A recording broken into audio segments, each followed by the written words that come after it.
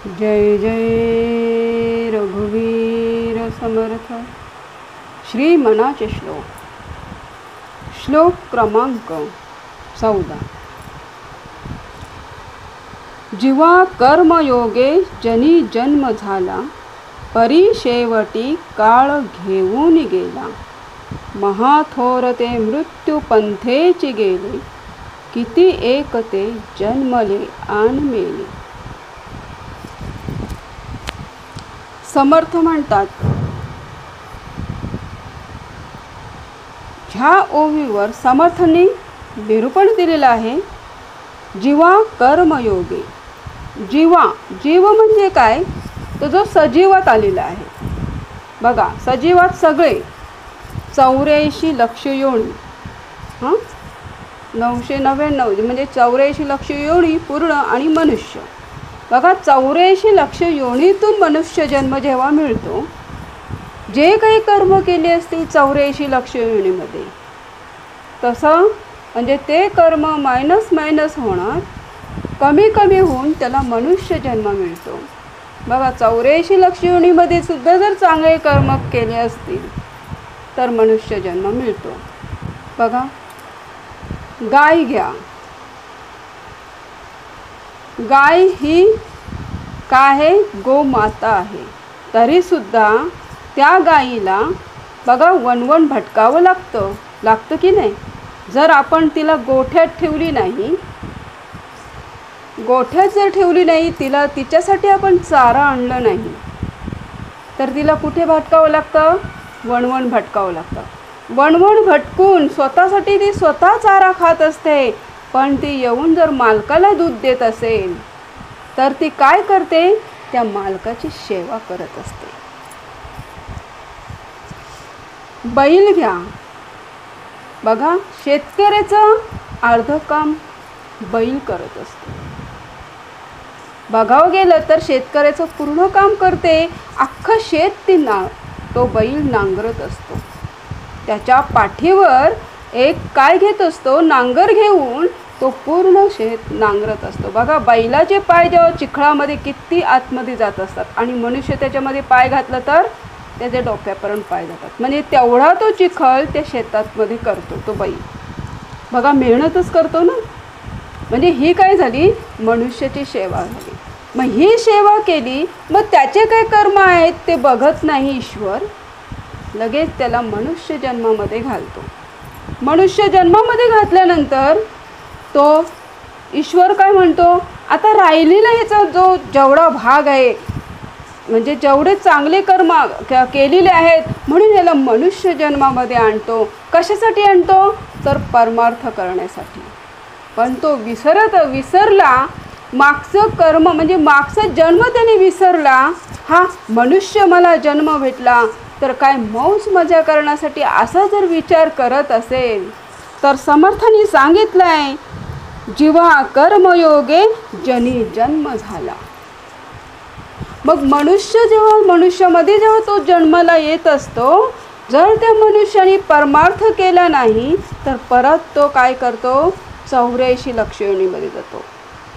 बघा, परमार्थ नको करूस, समर्थ म्हणतात नको करूस परमार्थ, पण दुसऱ्यांना मुद्दामून दुःख पण देऊ नकोस। दुसऱ्यांना तुला सुख नाही देता येत, ईश्वर म्हणते नको देऊस, पण दुसऱ्यांना दुःख पण देऊ नकोस। बरोबर, ईश्वर म्हणते तू स्वतः कर, पण दुसऱ्याला त्रास पण देऊ नकोस। तुला दुसऱ्याला नाही देता येत ना, नको देऊस, पण दुसऱ्याला त्रास पण देऊ नकोस। दुसऱ्यांचं भलं नाही करता येत ना, पण नको करूस, पण दुसऱ्यांचं नुकसान पण करू नकोस।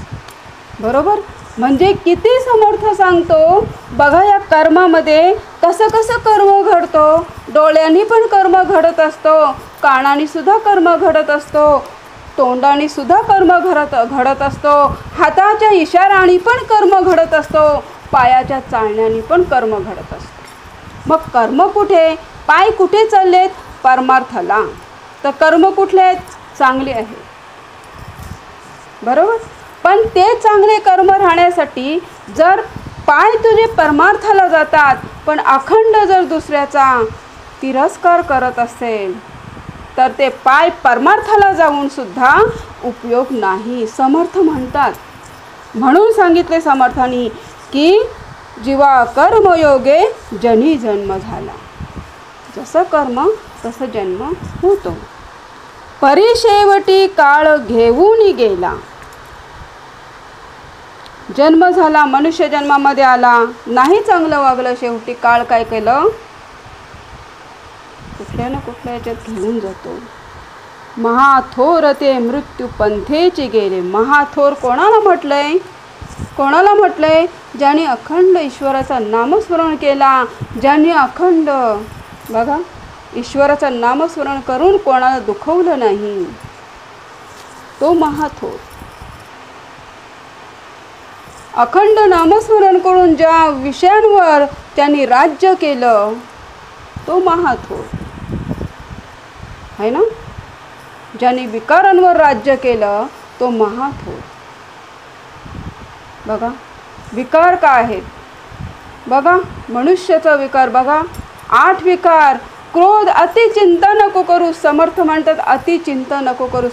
हीच चिंता त्यांनी देवासमोर ठेवली की चिंता करणारा तू आहेस, मी आजपासून चिंता नाही करणार. कारण माझी चिंता करणारा जर माझा भगवंत असेल, माझी चिंता, कारण मला जन्म देणारच भगवंत आहे, तर माझी चिंता करणारा पण भगवंत आहे. हे विकार जर म्हणजे विकारांना काय करायचं आहे, विकारांच्याच डोक्यावर पाय ठेवायचे आहे ना. बघा मी अति क्रोध करणार नाही. अति, ज्याचा अति होतो ना, बघा मर्यादात कोणी ठेवलं? हे जे विकार आहेत मर्यादित कोणी ठेवलेले आहे? महाथोरांनी. म्हणून त्यांना महाथोर म्हटले श्रीरामाने. म्हणून तो प्रत्यक्षात भगवंत झाला, भगवंताचा अवतार होता. बघितलं प्रत्येक मनुष्य बोलेल हा मनुष्य जन्म का असते ते तुम्ही या पृथ्वी तलावर आणि भोगा असं म्हणत असेल ना. म्हणून श्रीरामाने प्रत्यक्षात भगवंताचा अवतार घेतला आणि मनुष्य जन्म काय असते ना ते प्रत्यक्षात भोगलेत. हो 14 वर्षे वनवास अनवाणी पायानी तुम्ही कराल का? आज राजाच्या घरातला राजकुमार राजा व्यासपीठावरून म्हणजे त्याच्या राजाच्या सिंहासनावरून उठला आणि कुठे चाल धरली तर वनवासात. तुम्ही कराल का असं? बघा तुम्ही वागून तुमच्या राज्याच्या ह्याच्यातून काढलं, तुम्हाला वनवासामध्ये फेकलं गेलं, वनवासामध्ये पाठवलं गेलं तर तुमची काय अवस्था होईल? तरी पण हसत मुखाने वनवास स्वीकारला. त्या वनवासात राहून सुद्धा परमार्थ केला. श्रीरामाने परमार्थ केला. प्रत्येक साधूच्या आश्रमात गेले, श्रवण केलं. असंच नाही, आज 14 वर्ष त्यांनी पूर्ण प्रत्येक साधूच्या आश्रमात जाऊन श्रवण केलेलं आहे. आणि पूर्ण शाकाहारी. बघा फळं कंदमुळं खाल्लेली आहेत. श्रीराम असाच होत नाही. कोणी जर मनुष्य बोलत असेल भगवंताला हा मनुष्य का आहे, किती त्यांना वेदना होतात, हे प्रत्यक्षात भोगायला या असं बोलणं पण चुकीचं आहे. प्रत्यक्षात श्रीराम भगवंत असून सुद्धा मनुष्याच्या रूपात त्यांनी राजगद्दी सोडून 14 वर्ष वनवास काढले. राजगद्दीवर जेव्हा गेले तेव्हा पत्नीचा वियोग झाला, म्हणजे पत्नी त्याच्यापासून दूर गेली आहे ना. भोगलं ना, जे दुःख आहे ते त्यांनी भोगलं. विलासिता दुःख, विलासिता जीवन त्यांच्या याच्यामध्ये ठेवलंच नाही. मनुष्याचं जीवन का आहे ना ते प्रत्यक्षात श्रीरामाचं घ्या. विलासिता जीवन असून सुद्धा सगळं का आले ते दुःख, ते वाट्याला आलं, ते वाट्यातलं दुःख आलेलं स्वीकार केलं. कधी भगवंताला ईश्वराला त्यांनी कधी गाऱ्हाणं ठेवलं नाही की हे माझ्या वाट्याला दुःख का, स्वीकार केलं. आणि त्याच्यात ते जे विकार होते त्या विकारांवर काय केलं, विकारांचा राजा झाला ना. विकारांना नोकर ठेवले त्याने, प्रत्येक विकाराला नोकर ठेवलं. अति चिंता नाही केली, अति क्रोध नाही केलं. सांगितलं अति क्रोध नाही केलं म्हणून आज श्रीरामाचं नुसतं नाव घेतलं ना तरी काय होतो बघा. श्रीराम, रामाचं नाव घ्या, बघा कसा देह परिवर्तन होतो पूर्ण. त्या नावामध्ये किती काय भरले, पूर्ण विश्व भरले त्या नावामध्ये. जेव्हा परिशेवटी काळ घेऊन गेला. काळ घेऊन कधी जातो बघा. काळ न विचारता घेऊन का जातो? जो कर्मात राहत नाही, जो परमार्थात असून दुसऱ्याला त्रास देतो आहे ना, त्याला काळ विचारत नाही. परमार्थात असून जर जाणून कोणाला त्रास देत असेल तर त्याला काळ विचारणार नाही.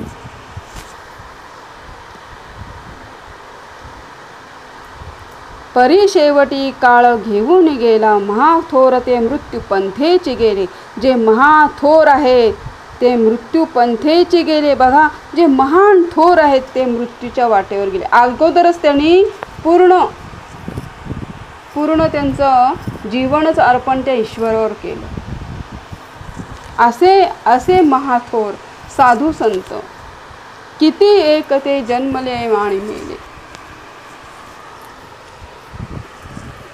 विकारांमध्ये बघा 8 विकारांची बोलतात ना, काय म्हणतात मनुष्य. अरे मनुष्यामध्ये आले ना, मजा करा, फक्त मजा करा, खा पी झोपा आणि मजा करा, एवढंच म्हणते आहे. का खा पी झोपा, जो खाना येतो त्या खाण्याला महत्त्व, किती कष्ट करावं लागतं ह्याचा कोणी विचार केला नाही ना. आपल्या ताटात जेवण येतं, ह्या जेवणाचं कोणी कष्ट केलेले आहेत त्याचा विचार केला. हे पिकवलं कोणी, हे कसं आलं आपल्या घरात. आपण फक्त पैसा कमवला, पैसा कमवणारा कोण आहे ह्याचा पण विचार करा. कोणी आणलं हे आपल्यासाठी ह्याचा पण विचार करा. लक्षात ठेवा, घरात आलं शिजवणं सहज शक्य होतं, पण पैसा कमवणं किंवा धान्य शेतामध्ये पिकवणं त्याला किती कष्ट करावे लागतात ह्याचा थोडासा तरी विचार करावा. हे ताटात माझ्या आलं ना, हे भगवंतानी ज्या माणसाने पिकवलं ना त्याला धन्यवाद द्यायला शिका. ज्या मनुष्याने पैसा कमवला त्या पैशाच्या माध्यमातून ते सगळं विकत आणलं ना त्याला धन्यवाद द्यायला शिका.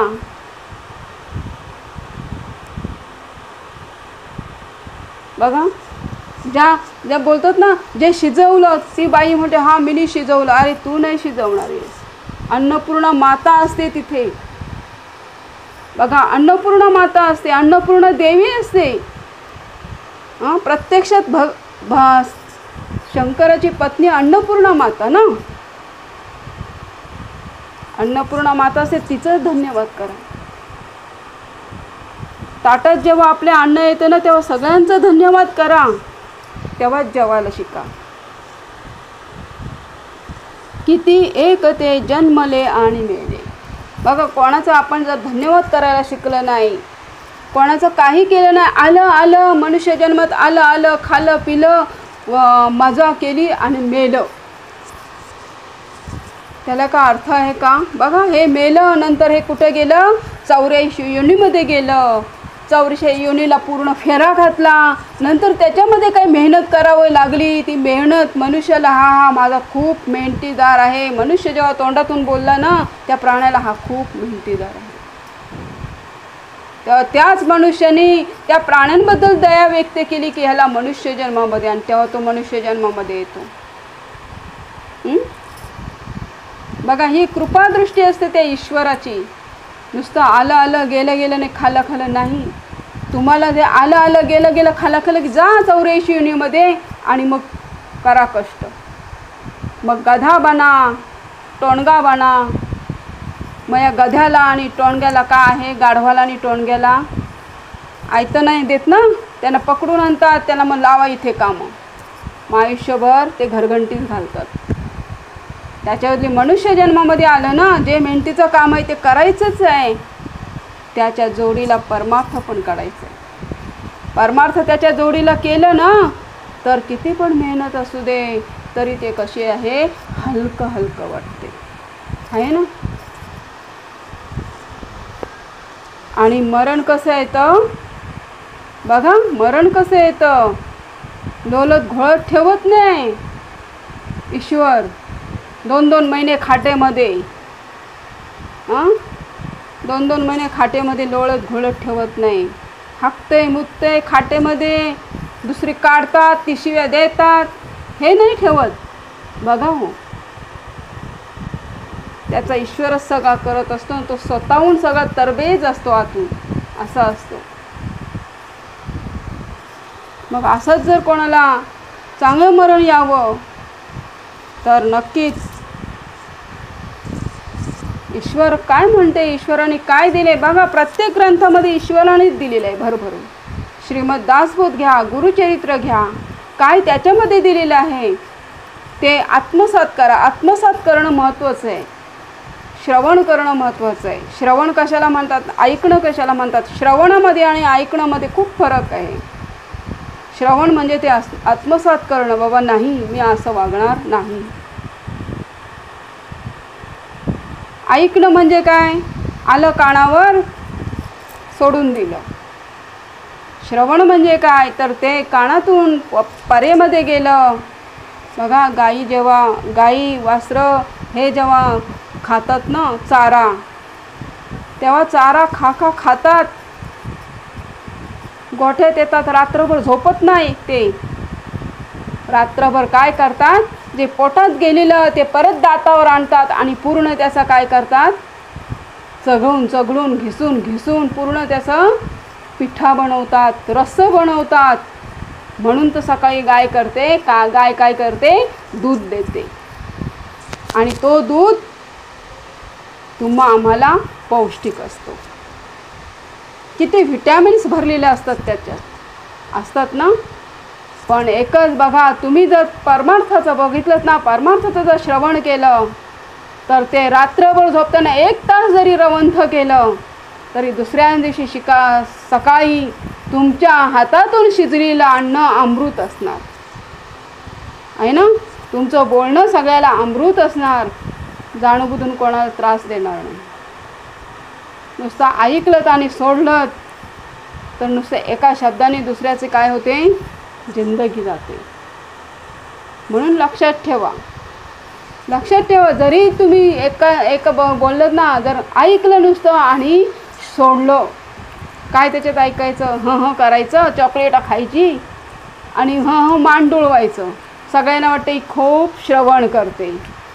घरात येऊन 2 टाईम उपासना करायची, बघावं तेव्हा टोमणे मारायचे. असे टोमणे मारायचे की तो माणूस पूर्ण हे होतो. सांगा, मग हिला श्रवण केलेला पचेल का, हिला चांगलं मरण येईल का, हिचं 84 लक्ष योनी सुटेल का, कोणाचं पण असेल सुटेल का, पुरुष या स्त्री, सांगा सुटेल का. मुद्दामून मारलेले टोमणे, मुद्दामून त्रास दिलेला, मुद्दामून त्याचं जेवण काढलेलं हे होईल का. मग आपण कसं राहायचं, कसं बोलणं पाहिजे. हॉस्पिटलमध्ये बाई बघायला जाते, तो आजारी असेल त्याला आणखीन आजारी करते बोलण्याने, आहे ना, आणखीन आजारी करते. उलट असं जावा की माणूस किती पण आजारी असेल त्याला जर बघायला गेलत ना तर नक्कीच तो 4 दिवसात बरा झाला पाहिजे, नाही तर जाऊ पण नका, बरोबर. म्हणून समर्थ म्हणतात, किती एकते जन्मले आणि मेले हे ह्याच्यामध्ये येतो का, तर नेहमी बघा आपले विचार, आपले बोलणं हे नेहमी कुठेतरी त्याला कंट्रोल ठेवा, कुठेतरी त्याला बॅलन्सिंग ठेवा.